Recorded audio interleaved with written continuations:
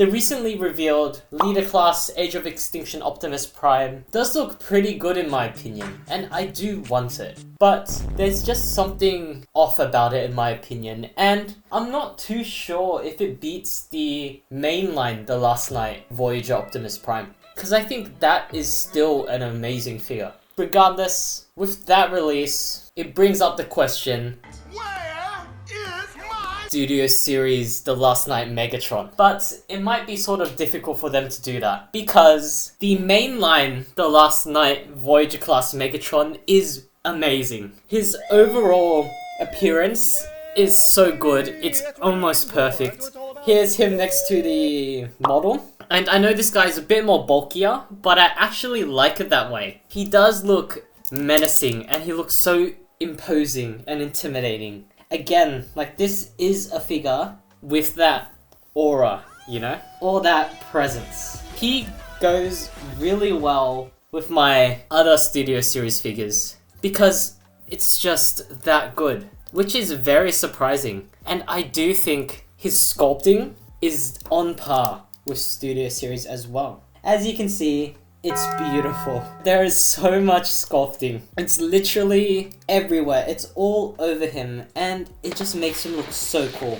Even his head sculpt, which has light piping at the top of his head, looks amazing. I just think that looks so good. Though, I do sort of wish there was an option to give him the masked face, but this is fine. It's still good regardless. I think so far, this is the best looking The Last Night Megatron. I just think he looks so big, so buff, and he just looks so strong, you know? And the sculpting really complements him, and he just looks so detailed. There's no areas that are plain. It is perfect, the sculpting. And speaking of The Last Night Megatrons, here is him next to my other The Last Night Megatron.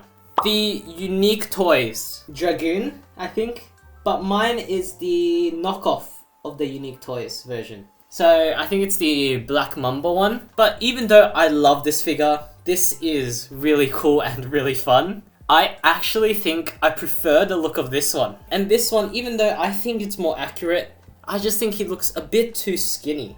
And while we're at it, we might as well do the other size comparisons. So here is Voyager The Last Night Megatron with another The Last Night Voyager, Nitro Zeus. And they are both amazing Voyagers. The Last Night mainline really cooked with the later figures, which is very, very impressive. But anyways, here's him with Leader Class Dark of the Moon Megatron, Voyager Class Optimus Prime, and my previous review. The only negative I'll say about this figure is that the paint is severely lacking. The only paint is the yellow, and it's just on his arms, abdomen, mouth, and his fusion cannon, which I really like. I really like the fact that they actually gave him a fusion cannon in his design, and I think it just works so well. I think it's very cool. They also gave him a sword. And I really like this sword. For some reason, they cast it in a clear red plastic, which you can't really notice, but you can notice here because I chipped it a bit. Yeah, right there.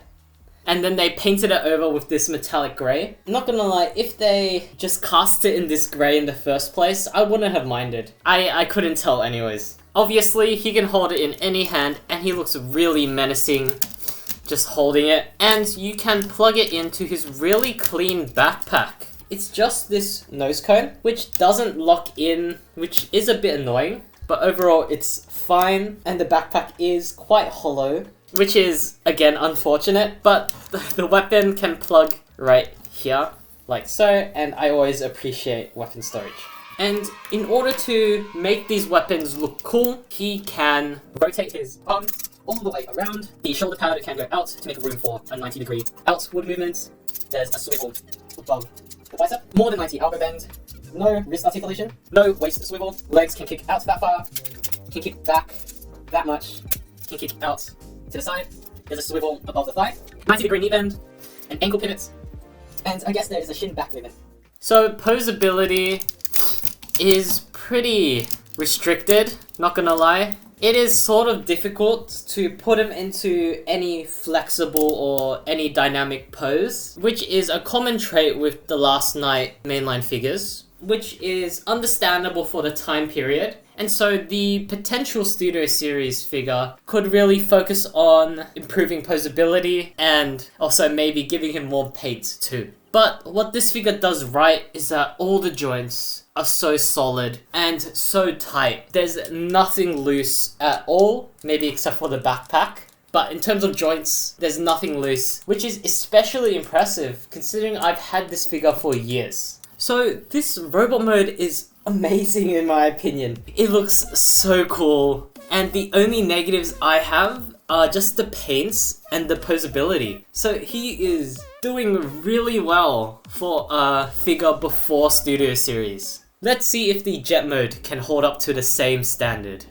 Transformation for Megatron was actually so smart. It pulls off some crazy stuff, like how the boobs just unplug and move the whole backpack down between his legs. It's really good, it's really fun. I don't know how they were able to pull this off. It's really, really good.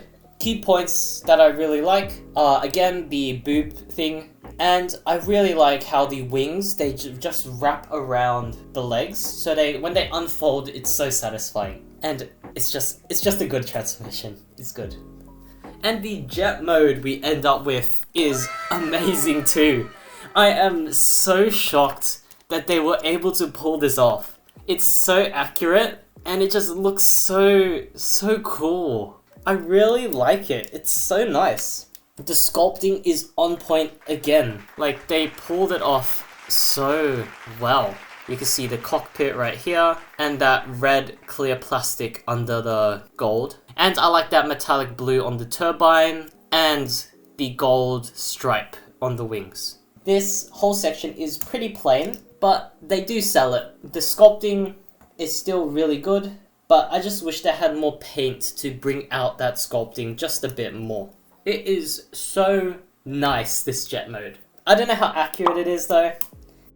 There is just one bit of kibble, and it's these feet right here, which are sort of bad. Like, it is sort of out there, but it's understandable. With this budget, there's nothing they could have really done. Maybe they could have made his toes fold in under the wing to just hide it better. It's not that bad in my opinion.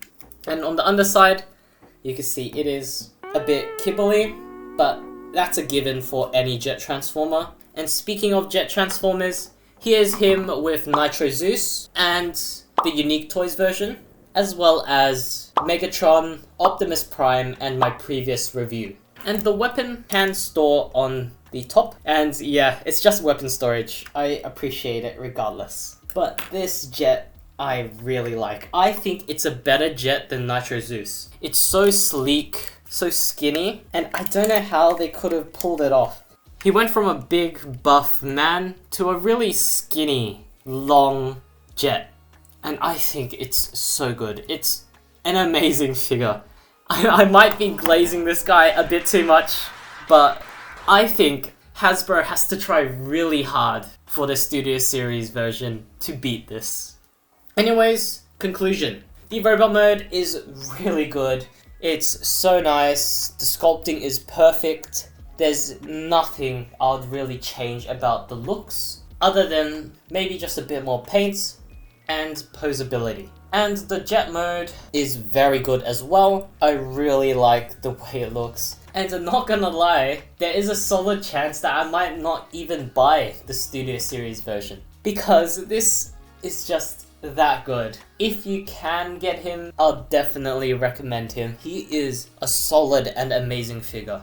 It is definitely worthy of Studio Series. And if they retooled this to make the Studio Series version and gave him more posability and paints, then I would say that would be a very successful figure.